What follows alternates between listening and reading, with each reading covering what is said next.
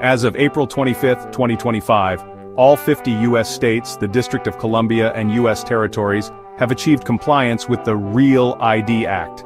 This milestone follows years of debate and gradual implementation since the September 11th attacks.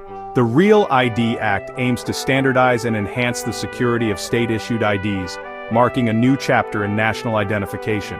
This nationwide adoption prioritizes security and uniformity, impacting air travel and access to federal facilities. The journey towards nationwide REAL ID compliance was not without its obstacles. In the years following the Act's passage in 2005, numerous states voiced strong opposition, citing concerns over privacy, federal overreach, and the financial burden of implementation.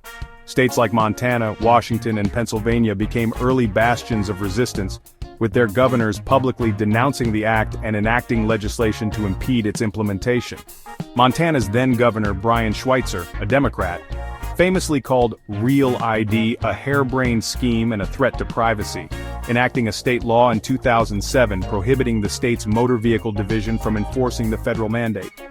Similarly, then-Washington Governor Christine Gregoire, also a Democrat, signed legislation echoing these concerns, arguing that the act infringed on individual liberties and demanded federal funding to offset the costs of compliance.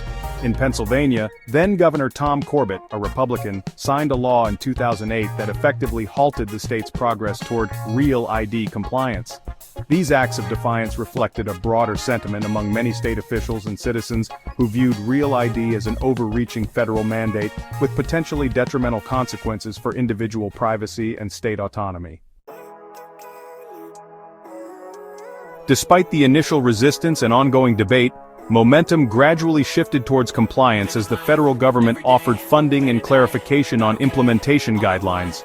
However, various states continued to face unique challenges in their efforts to meet the REAL ID requirements. New Jersey, for instance, has consistently lagged behind in REAL ID adoption rates, with a significantly lower percentage of residents possessing compliant identification compared to other states. This discrepancy has been attributed to several factors, including limited appointment availability at Motor Vehicle Commission offices, a complex application process requiring multiple documents, and a general lack of awareness among residents about the impending enforcement deadline. The situation in New Jersey highlights the practical hurdles that some states have encountered in achieving widespread REAL ID adoption, despite meeting the federal requirements for compliance. Kentucky faced a different set of challenges. While the state ultimately achieved compliance, there were concerns about meeting the May 7th deadline due to a backlog in processing REAL ID applications. In response, State Senator Jimmy Higdon, a Republican, formally requested an extension from the Department of Homeland Security, citing the potential disruptions and inconveniences that strict enforcement could cause for Kentucky residents.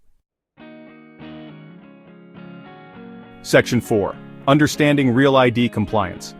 A crucial aspect of the REAL ID Act that often gets overlooked in the midst of debates over privacy and implementation challenges is the definition of compliance itself.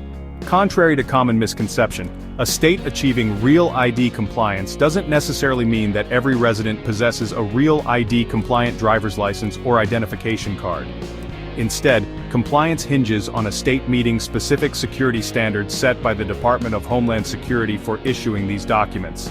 These standards encompass various aspects, from the security features embedded in the physical card itself, to the verification processes involved in confirming an applicant's identity and lawful presence in the United States. Therefore, a state can be deemed compliant even if a significant portion of its population continues to use older, non-compliant forms of identification for purposes other than air travel or accessing federal facilities. This distinction is vital to understanding the current landscape of REAL ID adoption. While all states have successfully met the federal requirements for issuing REAL ID compliant documents, the actual percentage of residents who possess these updated forms of identification varies considerably from state to state. Section 5. REAL ID and the future of air travel. The REAL ID Act will change air travel in the U.S. starting May 7, 2025. Travelers need a REAL ID compliant license or ID with a star symbol to pass TSA checkpoints. Without a REAL ID, travelers must use a passport or another federally accepted ID. This change aims to strengthen security and create a unified ID system for air travel. The Real ID Act, passed in 2005, mandates higher security for state-issued IDs. This act, after delays, marks a pivotal moment in U.S. air travel security. The transition to Real ID reflects a commitment to national security.